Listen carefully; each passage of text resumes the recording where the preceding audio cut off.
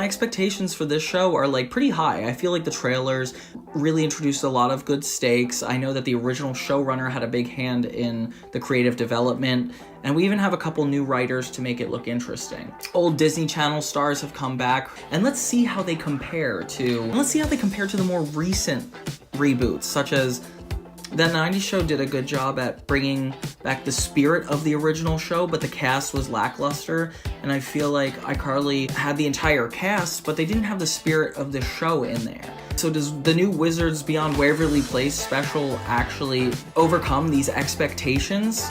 Is this going to be a brand new original show, or is it just going to be a reboot of an old show? Hi guys, I'm Johnny2000, and today we are going to be reviewing the new Wizards Beyond Waverly Place. Yeah, the reboot of the classic Disney Channel show. So reboots have been taking over our culture for at least 10 years now as people try to rehash the glory days. And I personally am a fan of it. I really do like revisiting old stuff. I mean, I wouldn't be so into nostalgia if I wasn't. I recently did a video on Wizards of Waverly Place Season 1, so go check that out.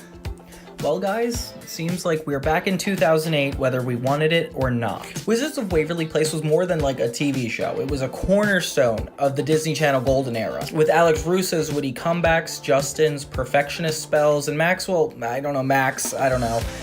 fun as the Russos were, the series managed to explore deep family dynamics, personal growth, and what it means to come of age, especially with a magical twist. So first we see the new set. It's quirky, it's cute. I think there was an architecture video on it somewhere on YouTube. I don't know. But it's looking really good. They managed to capture the charm of the original series set. Although I do feel like this one gets a little bit kiddie or comes across as a little too teen sitcom-y. And back at the original Wizards, they just had like a normal apartment. There wasn't anything abnormal about it, and now it just seems weird. They're now in Long Island. It's Justin's 34th birthday, and it is really cool to be back. Of course, the only people we have back are Alex and Justin, which is like kind of the core of the original show, so that's a good sign to start off. And it seems like they view Wizards as kind of like knowing if Santa's real, where Billy doesn't really know, where the main wizard of the show, Billy, tries to tell Justin's kids that she is a wizard. I think it was really funny that Alex didn't know it was Justin's birthday, or they were playing that off. I thought that was cute. I was pretty sure that they were doing the same thing iCarly did with Millicent, where Freddie adopts Millicent, which was a little outrageous, but I guess we just accepted it. We also learned that Justin is a middle school vice principal, which is a really cool job, and the show is making fun of it, but whatever. Act 1 is really just about getting to know Roman and his brother. Roman Russo is exactly like Justin. Just like Justin, a little high-strung and neurotic, although they're satirizing sitcoms in general, as opposed to the original sitcom, which was satirizing real life. It just feels like they're kind of doing that. So Alex shows up with a new girl who's a wizard, and Alex wants Justin to be able to train her. I was so happy this wasn't Alex's daughter like iCarly. I feel like that was so unrealistic to begin with. And just the fact that she is a really caring adult that sees a wizard that might be struggling is a lot more endearing. Oh, and then of course we learned he got fired from WizTech, which was plot twist for me. It didn't influence the plot that much, but it does immediately make me feel bad for him after the first show's events. Sitcoms are usually taking the moments in time that the characters are at their most. It seems like to bring back a reboot, you have to have the characters suffering. Like, for example, Justin got fired, or just, like there has to be a reason to put them back into the world of Wizards. I just wish it could just be normal, but obviously you're not gonna just have an episode where he's at WizTech and everything's perfect. Like that's what sitcoms thrive off of. I'm not saying we can't have Justin go through things. I just am really sad to see them undo the finale, but that's the whole point. That's what you're doing when you do this stuff. I just accepted it. And I just wish shows didn't have to point out the fact that they are reboots of the original show. Like, that entire marketing is clear enough, especially when she says like, I'm the family wizard. Like, it's like we could be a little bit more subtle in these interactions or references to the original show. They definitely do a better job than iCarly, a better job than all these other shows, especially when it comes to the appearance. It seems like they're dealing with it in a lot subtle way, which is good. And like, I don't like when Roman says Justin Russo. Why does he say Justin Russo as his dad? Like, trying to remind the audience of the original show, and it just feels a little pandering. Involves Billy trying to prove to Justin's kids that she is a wizard, so she conjures up a monster, learn that she's a rule breaker, she's kind of fiery, and exactly like Alex, which makes it more meaningful that Alex cares about her personal growth. That actually starts to freeze the people in their lives. It's an interesting concept immediately because there's a little bit of stakes going on, but we're still in the family home, so it's definitely still a grounded sitcom at this point. At this point, I'm really excited to see how little or much magic they're going to add. Like, is this going to be a little bit more unrealistic than the original show or less unrealistic? I really prefer less just because of how much magic there is. Alex versus Alex, that reunion, that 1 year later reunion definitely got a little too serious, and I feel like the show does its best when it focuses on the comedy and character dynamics as opposed to the magic, but so far so good. And then we have Roman actually letting the monster loose, which is a great way to finish Act 1. We learn that Justin's family doesn't know he's a wizard. They don't really know about wizards, which adds the stakes a little bit higher, but I feel like that should be an underlying truth in general. Like, it's good to know that that's a part of it, but I think it doesn't need to be talked about super much. I get a little insight on Billy in the second act as we start to show Billy and Roman bonding over trying to stop this monster. Seeing Justin and Roman actually hide being a wizard from each other in Wizards of Waverly Place started out where they knew it was a secret and they knew they had to respect it, but Billy doesn't respect it so much that she's willing to show up and prove herself to all these people. And I thought it was normal because I thought she was like a cousin or something, but the fact that she's just a stranger technically and Alex is bringing her to Justin's house, I don't know, I think it's a little weird. Alex is insistent on reminding Justin why he liked being a wizard in hopes that she is going to get him to take care of Billy and actually help Billy learn her power and yada yada yada. It's more important later. I like that Alex is like the one who kind of knows everything that's going on. Like, Alex is very manipulative in this, which is so perfect and just like the old show. And it does a really good job at mirroring what we wanted to see. The stakes get even more higher when we learn that this girl is actually more powerful than normal. And Billy actually sends Roman into the mirror.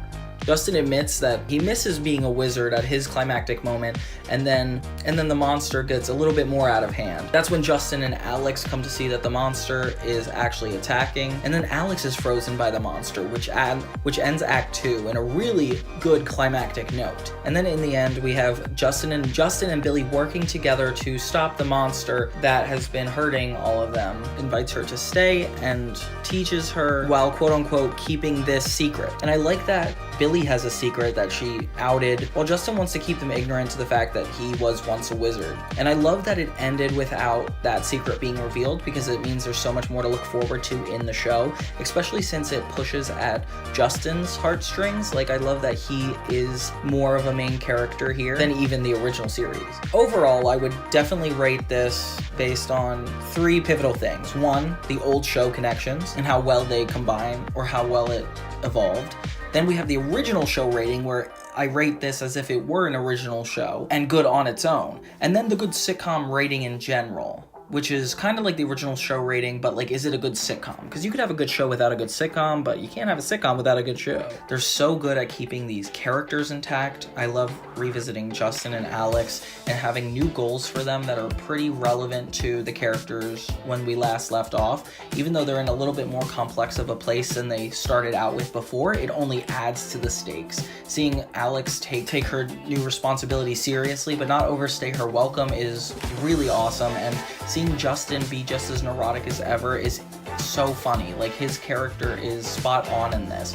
I feel like the dialogue isn't super, it doesn't reference as bad as iCarly or any of the other shows, so it does a good job in that, right? And I would just say overall, if it weren't so direct, I would give it higher, but I'm gonna give it 8 out of 10 in reference to the old show. Then as an original show, I feel like it's almost better. I think it works better as its own new show. If anything, the references to Wizards kind of bogs it down a little bit and puts it in a lane that it doesn't deserve to be in.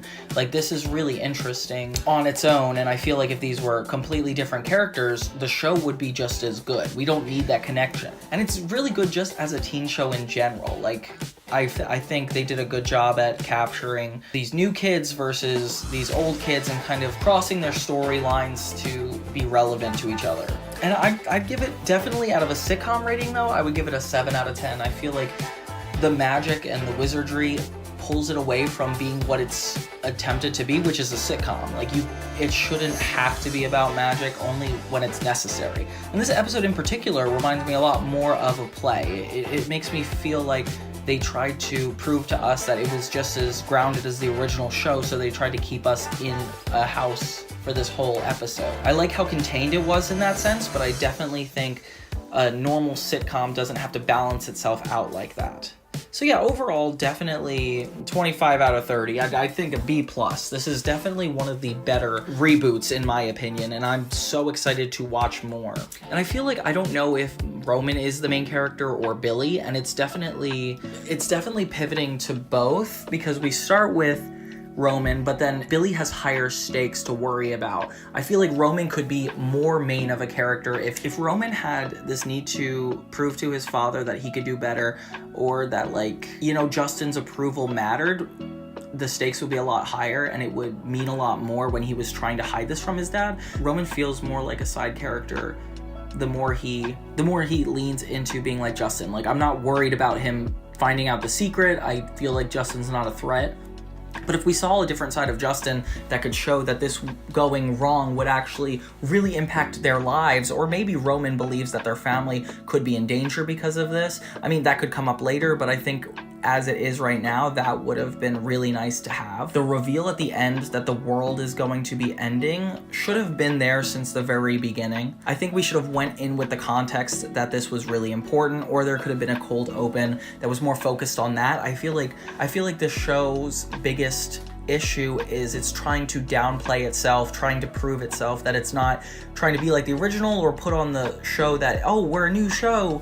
There's just so much to prove here, and I feel like they spent more time trying to re-gauge the audience's attention than tell a good story, and it's very clear because most sitcoms don't do it like that. Because it's really interesting to think that this girl could be the only thing that stops the end of the world, and I get to see how Roman's relationship with his father Justin will be affected by that. Maybe there's like this, you know, fight for affection from Justin. But I do think that knowing that Billy would be this really important character would have made me watch the entire show intensely. I didn't really see enough of the characters' growth. It felt like they were just putting the characters out there. Billy specifically, it just feels like she just gives in. There's no part of her, like, I don't have her opinion on being a wizard or not. I feel like I want to know why this end of the world thing might affect her a little more, and if that's her biggest issue, I think she needs a little bit more screen time. I also don't want it to be like that 70s show where the main cast comes in and then essentially leaves just to give it to the kids. Like, I need to see that Justin is just as much a main character as Roman, and in order for this show to really prove to me that they weren't being so cautious about the way they did this property, if they focus on making it be a good show in its own right, it would be so much better. And not be afraid to lean into Justin and not lean into the new cast to tell the story, because this is Justin's story. Like, Roman and Billy clearly didn't have a super fleshed out story, and I think if we start to focus on Justin's internal struggles as a role model, as a father, his relationship to Billy, his relationship to his wife, then the show will be successful. Although, when you're making a teen show and have the lead be 34, it's a lot harder to make that work. So it would be risky in general, but that's kind of the only way I think it could prove that it's really trying to detach from its older counterpart. I don't know if you guys watched recently, but I reviewed season 1 of Wizards of Waverly Place, so I felt like I knew a lot going into this, especially learning how the original series taught you the rules of the world. They did it in a very simple and digestible way. For example, the pilot of that show was the crazy 10-minute sale, which isn't necessarily spoon-feeding you the plot or the rules of being a wizard. But yeah, as long as it steers away from the cliches that iCarly and that 90s show set, I think we'll be on a great path. Thank you guys so much for watching. For more 2000s media nostalgia, this is Johnny 2000. Don't forget to subscribe. Have a good day. Very wet. So there's a lot of things that iCarly 2021 does really cringy and wrong, but there's also a lot of stuff that iCarly 2021 does right. I want to kind of break down the episode almost beat by beat and talk about what they did exceptionally and what they just failed on.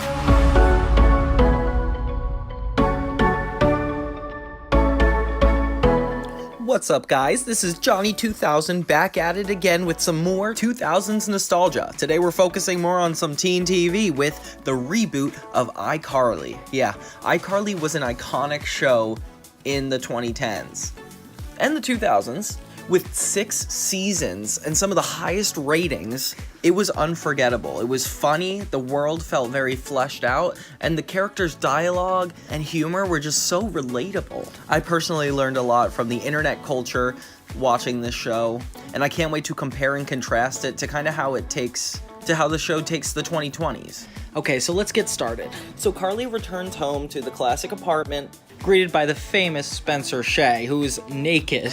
Already a fun start. We automatically see the two most familiar characters that we did in iCarly. My only problem with this beginning is that the jokes don't really come in a punchline, or they don't really end with being funny. It more is just, oh, I'm quirky, and then there's a little bit of a laugh track, but even the laugh track isn't buying it.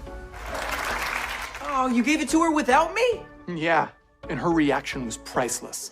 Haha, her reaction was priceless. That's funny because it's just a fact. It's really cute how Spencer is still an artist and got her a giant and for her birthday. But it's also like, you're an artist, that's it. This is like something you can buy. I feel like Spencer would have done something a little bit better than this.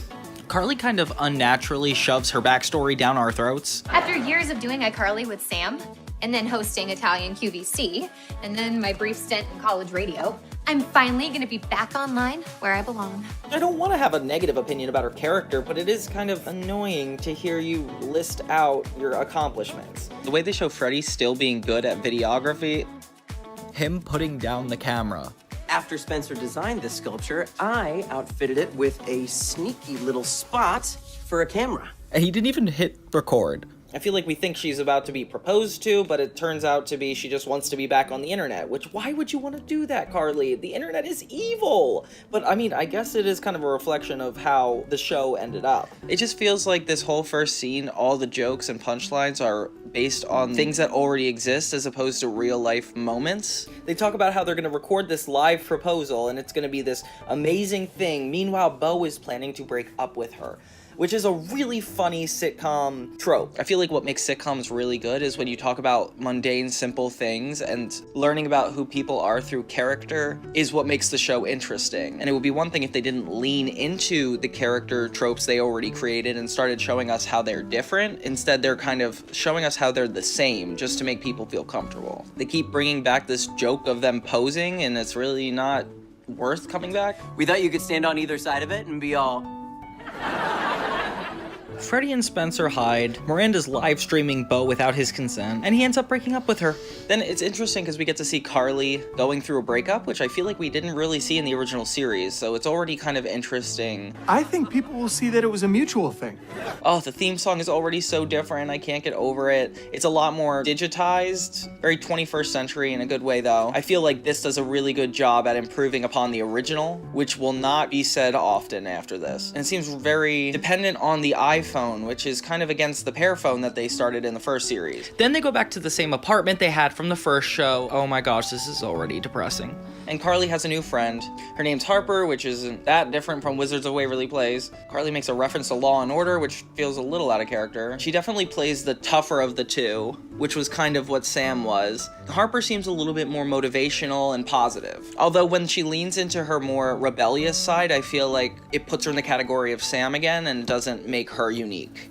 The tonal shift from kid show to adult show is definitely awkward. Yeah, all the adult jokes in this show seem to be more one-offs and just an excuse to get the character to talk, as opposed to putting them in the adult scenarios and seeing how they react as their characters, which would be a lot more sensible. They talk about going to Spencer's celebration for his art. Carly doesn't want to go to the party because she's too depressed, and Harper convinces her to. Then we go back to the Shays' apartment, and Spencer is rich.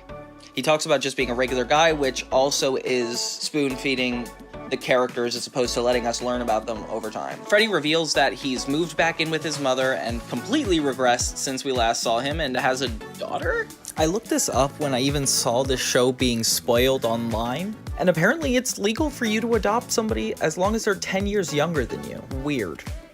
Pursued my dreams, married for love, 2 divorces, and a failed startup later, I'm back living with my mom. I feel like all the stuff he listed is a lot more interesting than where he currently is now, which takes away from the plot. Like, this is like the definition of show don't tell. They are telling everything in this. I would have loved to see Freddie go through a midlife crisis and suffer a little bit more. Freddie's daughter is kind of angsty toward Carly, which is my favorite dynamic so far. Or, of course, somebody at that age knows the internet a little bit better than somebody at our age. And I love seeing Carly go up against her like that. Millicent is the name of Freddie's daughter. She plays the more mischievous Gen Alpha role. And her character is essentially Megan from Drake and Josh. But I kind of feel bad for her because it seems like she could have lived a normal childhood life, but instead she's dragged into all these adults' drama. Spencer's bothered because Harper doesn't like his new sculpture, but I don't know how they don't already have a pre-existing relationship with Carly being her new best friend. Carly's about to leave when she runs into Luke from Camp Lakehorn and is immediately interested in him, so she drops her depression. Okay, so she's not willing to drop her sadness for her brother, but she is definitely, if there's an attractive guy. Don't like this Carly yet. They make a reference to Carly's mom, which is kind of an inside joke because she was barely mentioned in the original series, and of course they have to poke fun at it now because they don't have other things to joke about yet. Spencer doesn't know anybody at his own party, which I think is actually kind of sad. I feel like it would be a lot funnier if we did kind of know a lot of people here. Especially I feel like it's good to tell stories about fostering communities as opposed to just celebrating that these guys are isolated as they were in the first season. And Freddie's mom makes an appearance, which is super exciting because she is one of the funniest characters, and she doesn't look any different, which is concerning. She has no shame in talking to Freddie and his daughter in front of the entire party, which is really embarrassing, ruining another one of Freddie's love endeavors. Carly and Luke go back to the apartment to watch Law & Order, which is... I wish they just put in a show that could have been in the iCarly universe. Like, it could have been anything. It could have been Dingo. It could have been something from the first series. It doesn't have to be an already existing show. Spencer checks on his sister at her apartment in this really awkward Hawaiian shirt that I just can't get over. And Carly's already in a better mood. Then they do the common sitcom thing where, in order to have a conversation, they all just enter the apartment and are all suddenly mingling.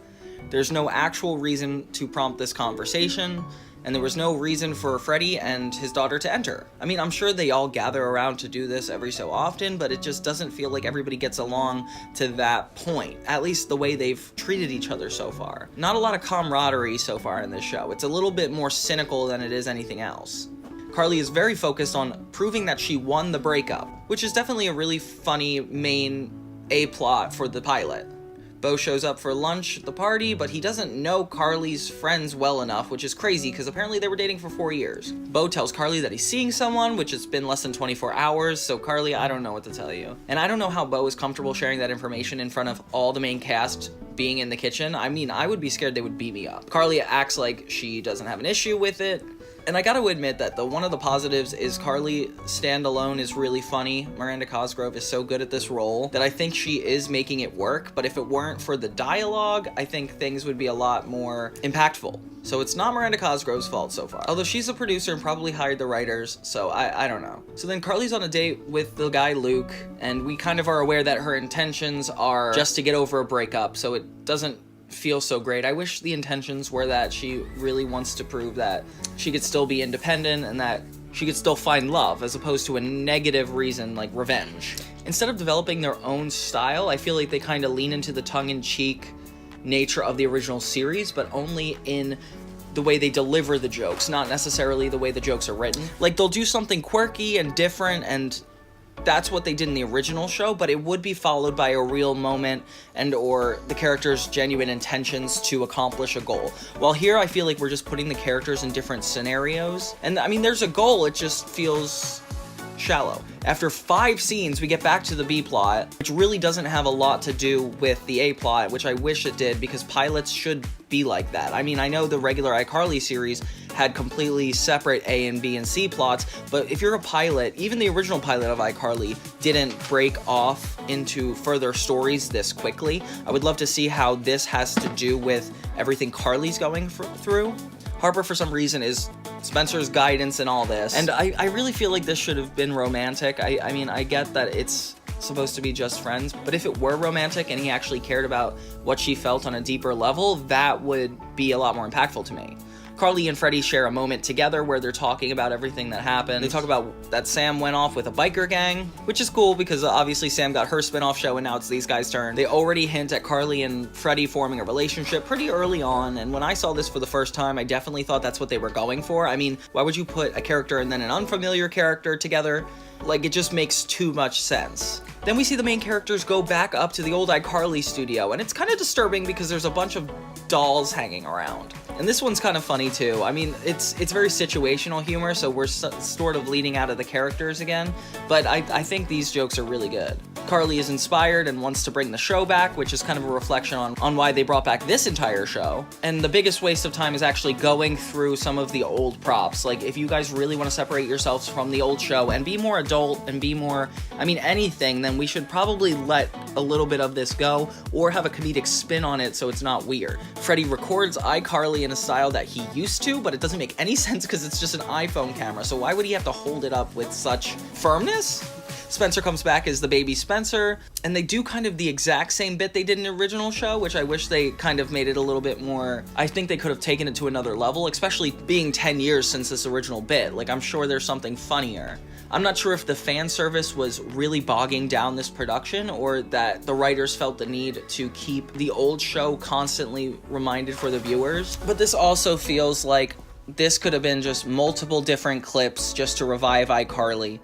In the end, they have a cheers, and Harper finally is impressed with Spencer's invention when it gets set on fire. My favorite trope from iCarly is that Spencer accidentally sets a lot of things on fire, and it's so funny. Overall, this is kind of disappointing. I feel like at the time it was way more impressive than I thought it was, but looking back, especially after seeing the Wizards Beyond Waverly Place, it just feels like it's not trying too hard to leave its original purpose or it's trying to evolve into only an adult comedy. But if you watch adult sitcoms, I think they're a lot more clever than that, and they're focused on revealing the characters, and there's a large chunk of time that we didn't get to see these characters, and I wish instead of just spelling out where they were in like a resume type format, we could just slowly learn about details of their missing timeline now.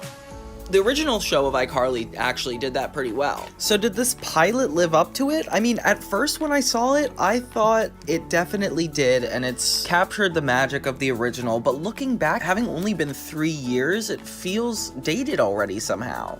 Just the idea of constantly rehashing these old properties to try to fit into the 21st century. See, with Wizards doing it so well, I definitely think it's possible, but it feels like these channels need to know when it is not possible.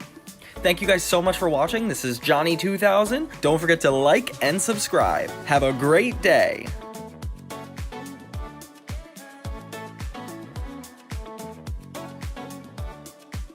So today we're going to be reviewing Fairly OddParents: A New Wish. Now, a lot of people have already reviewed this, but since I've been diving deep into reboots like Wizards and iCarly, I feel like I have to take a new glance at these other reboots because, you know, there's a way you could do them really well and there's a way you could do them really bad. And the more I get to know this structure or retelling, the more I want to see how other people are doing it. And that's why I was so excited to see A New Wish, because I heard it was good, but I didn't expect it to be like this. Hey everybody, my name is Johnny2000 and I like to review 2000s content. And today we're going to be reviewing the sequel to the Fairly OddParents from the 2000s, and we're going to be looking at the 2024 Fairly OddParents: A New Wish.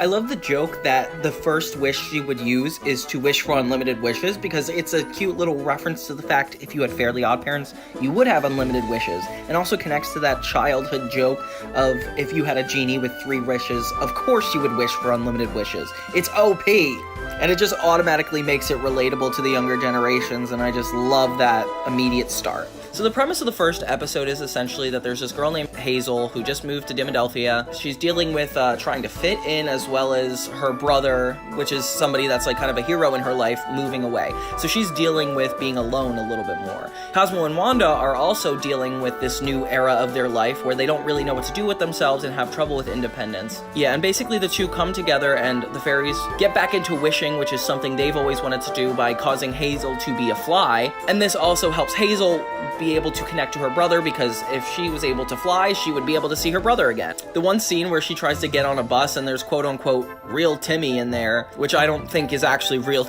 and this turns out to be like a film set, that's just such a funny gag. I love that they did that. The opening scene reminds me a lot like of a musical, where it's like you state the theme of the entire show within one act, but it's so important to do this in pilots because you kind of know what you're getting in for. Like when Hazel is talking about how she could have a wish that her brother Anthony is back, but doesn't really get a wish. Like it shows that, hey, maybe this is something that could really benefit her. And her relationship with her brother Anthony is very unique because instead of being an evil babysitter that she has to avoid, she actually desires to be closer to her brother. It makes the fairies kind of less important in her life, so she doesn't necessarily need them, which is cool because Cosmo and Wanda actually have to strive for a goal of impressing this girl in order to be working with her. And I definitely feel for her. Like, I feel like having a sibling that's so far away that you really wish you were close to is just such a relatable frustration in life that I feel like most kids this generation feel distant from their siblings, and to be able to watch Hazel deal with it and actually learn to embrace the kind of independence that she sees in her brother is so sweet. Seeing him as like an inspiration to her is very genuine, and it makes me like her a lot more. And I love how the episode ends on her learning that lesson. The animation is the only thing that's like significantly different from the original series, but they still managed to keep the same spirit intact. And it's not going as far as like Jimmy Neutron's animation, which I like, and it's still feels like it's drawn by the same original people. Okay, first, let's take a look at the theme song.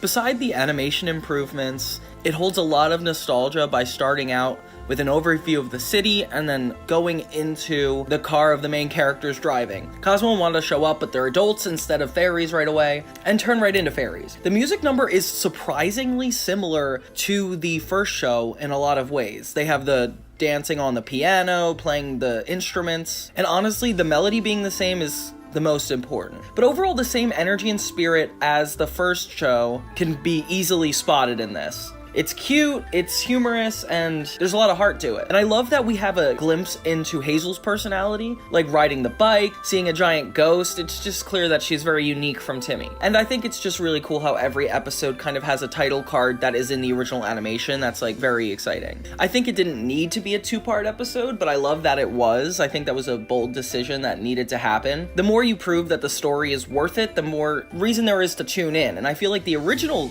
should have done that. You know, like they just started out with those two-part episodes that were about 10 minutes long, and I mean, this is a better reflection of our culture now. We don't do 7-minute shorts and expand it into 10 minutes. We do full pilots. And the animation being as cartoony as it is really helpful. Like, for example, when the dad is like making a joke and it transforms into like a movie-like setting. I feel like in terms of its new audience, like the younger generation of kids, things need to be a lot speedier than even their Fairly OddParents used to be. And with 2D animation, that's easy, but here it feels like the natural progression needs to be justified. Like, you can't just have stills pop up. You have to have it transform into something. But even like when we're introduced to like the cool kid and a giant plane flies behind him and we see Doug Dimmadome, like it's clear that they are able to do 2D as well as their new style, which is just so cool. The character of the kids in the school is just as interesting as the main character, which is cool because it's not just limited to Chester and AJ. It seems like Hazel is actually a part of a bigger community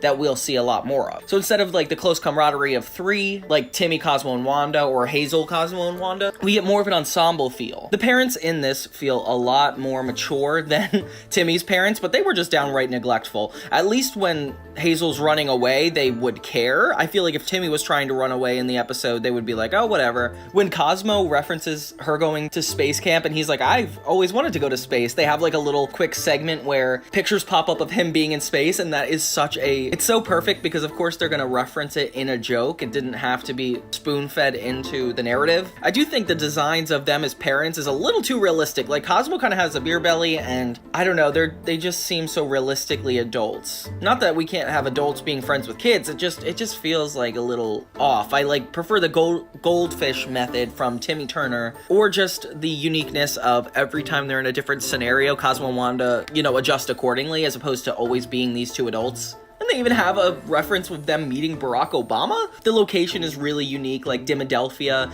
being this new place instead of Dimsdale. Like Dimsdale is this more suburban town, and this is more of a city life. And they really lean into it by having Cosmo and Wanda be the next door neighbors of the main cast. Something I was wondering throughout this entire pilot was, why are they not in Fairy World? If you're fairies that are retiring, then you should be in Fairy World. I don't know, like Cosmo's mom lived in Fairy World. It was very important. And my favorite thing is that they actually explain that later, and that's like kind of the twist of the episode that doesn't necessarily have to do with the plot, but it is so cool to see that from the hallway is real world, and the second you enter Cosmo and Wanda's apartment, you're basically halfway into Fairy World, and that makes it a lot easier to travel there and more justified than the original show. I'm disappointed we didn't see Jorian in the first episode, but we definitely see him in more of Fairy World in the second, which I'm excited about. I mean, of course, we have to focus on Hazel and kind of her issue, because if we don't love her as a main character, why would we keep watching the show in general? So I like that they gave us a lot of moments that, like, if we didn't like her here, we may have liked this interest of hers. I don't know, it's just important to make sure we love the main character. And we already know Cosmo and Wanda, we don't need to get to know them as much. Fairy World looks gorgeous, like a kind of heaven, and I think that's exactly what it's supposed to look like.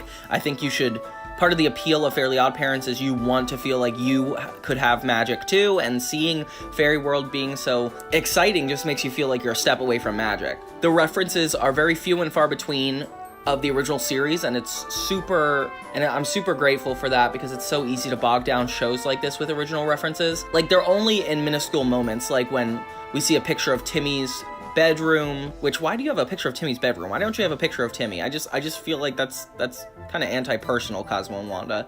The entrance where they admit that they're fairies and transform from adults into the fairies is really cute. I was kind of hoping it would have those spotlights and everything from the original pilot, but they do kind of get a little graphic with their transformation. And since there's no Crocker or Vicky like the antagonists, we're kind of introduced to her dad being the antagonist, which is really interesting as somebody who keeps an eye on paranormal situations, which means a lot more of the conflict can happen within their own home. Oh, and having the students be kind of natural conflict for them. Like, every student has their own quirk, and it seems like they're very unique. And I love the ASMR kid. He's just so funny. It's just really good at representing the kids of this specific generation. The parents have really unique personalities. I love that they are actually attempting to be something that's helpful to society, unlike Timmy's parents. Like how the mom writes books about being mentally healthy. I mean, that's cool. And even though they're a little naive, which is awesome because they definitely need a character flaw, they have a lot of good intentions, which make it interesting to see them when we do. It's really sweet to have a moment where